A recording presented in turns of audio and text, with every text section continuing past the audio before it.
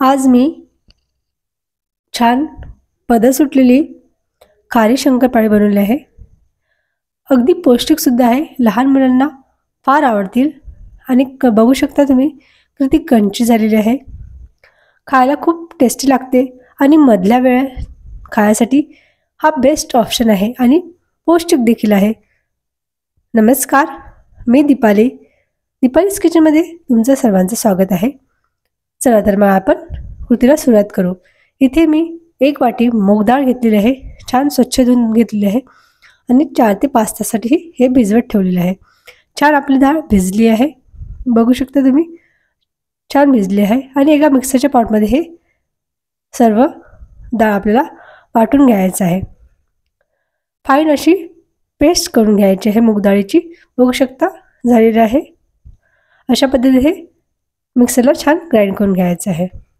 आता एका परातीमध्ये 2 वाट्या गव्हाचे पीठ, साधारण मी 2.5 वाटी इथे गव्हाचं पीठ घेतलेलं आहे आणि 1 चम्मच मी ओवा टाकलेला आहे. अर्धा चम्मच मी जिरे टाकलेले आहे. अर्धा चम्मच चिली फ्लेक्स टाकलेला आहे. चवीनुसार मीठ टाकून घ्यायचं आहे. 2 चम्मच मी इथे कस्तुरी मेथी टाकलेली आहे.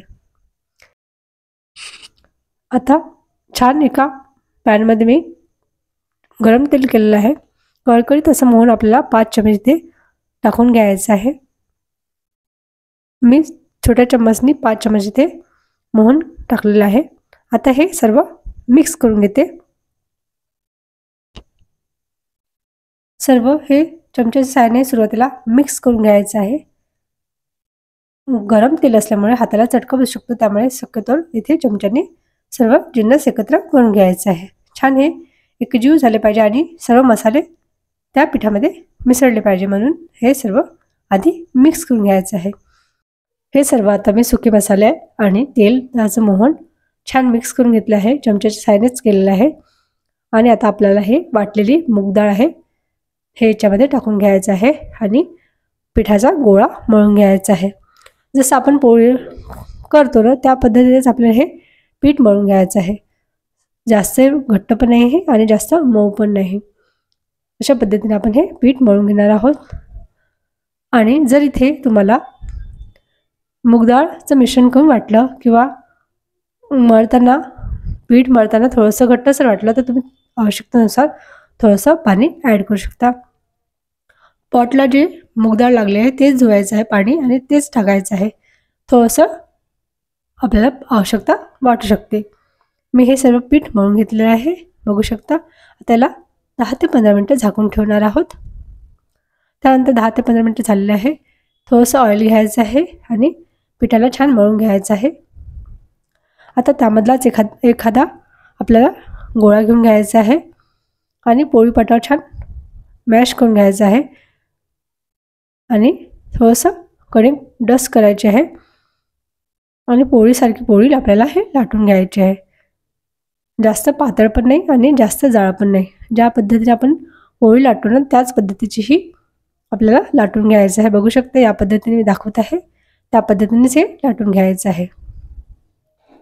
गोलाकार अशी पोळी ही लाटून घेत आहे. पोळीपाटाला जेवढी लांबवता येईल त्या पद्धतीने हे पोळी लाटून घ्यायची आहे. गोलाकार अशीच पोळी लाटून घ्यायची आहे आणि बघू शकता या पद्धतीत मी लाटलेली आहे. थोडंसं ऑइल ग्रीस करून घ्यायचं आहे. त्यानंतर पीठ डस्ट करून घ्यायचं आहे आणि या पद्धतीने आपल्याला ही पोळी लाटून घ्यायची आहे. कळा मळून घ्यायची आहे एक साईडला आणि थोडंसं अजून पीठ भुरभुरून घ्यायचं आहे आणि अशी चौकोनी आकाराचा डो करून घ्यायचा आहे आणि छान होतं त्याला पण लाटून घ्यायचं आहे. हलक्या हाताने याला लाटायचं आहे. जितकं हे लांबता येईल तितकं हे लांबून घ्यायचं आहे. त्यानंतर आपण परत त्याला ऑइलिंग करणार आहोत आणि परत पीठ डस्ट करून एक असा रोल बनवून घेणार आहे. इथे पोळी लाटून घेतली आहे चौकोनी, त्यानंतर तेल लावून घेतलं आहे, त्यानंतर थोडंसं पीठ डस्ट केलेलं आहे. त्यानंतर या पद्धतीने ज्या पद्धतीने दाखवत आहे त्या पद्धतीने याला रोल करून घ्यायचा, घोळी करून घ्यायची आहे. अशा पद्धतीने आपल्याला तिन्ही फोल्ड करून घ्यायचा, 3 भाग असे फोल्ड करून घ्यायचे आहे आणि या पद्धतीने आपल्याला हे पोळी लाटून घ्यायची आहे. थिकनेस थोडी जाडच ठेवायची आहे, कारण की आपण याची शंकरपाळी बनवणार आहे आणि छान आपली ही शंकरपाळी पदर सुटलेली असणार आहे, त्यामुळे थोडंसं आपल्याला हे जाडच अशी लाटून घ्यायची आहे. बघू शकता आता याला आपण कट करणार आहोत. छान अशी थोडीशी लांब मी लाटून घेतलेली आहे आणि स्क्वेअर असे उभे स्क्वेअर असे कापून घेत आहे. मी थिकनेस पण दाखवणार आहे. या पद्धतीने आपण हे सर्व कापून घेणार आहोत आणि अशाच पद्धतीने आपल्याला हे सर्व शंकरपाळी लाटून आणि कापून घ्यायचे आहे. बघू शकता सर्वच मी अशी लाटले आहे. बघू शकते अशीच थिकनेस ठेवायची आहे. सर्व शंकरपाळी मी अशाच पद्धतीने करून घेत आहे. त्यानंतर आपल्याला ह्याला तळून घ्यायचं आहे.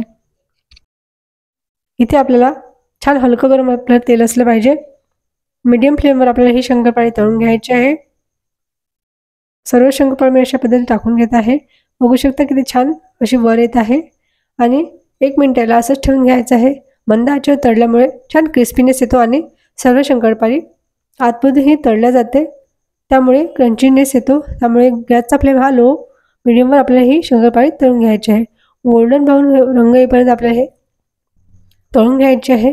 बघू शकता छान आपली शंकरपाळी झालेली आहे. तुम्हाला ही रेसिपी कशी वाटली मला कमेंटद्वारे कळवायला विसरू नका. चॅनलला सबस्क्राईब करा. बाय.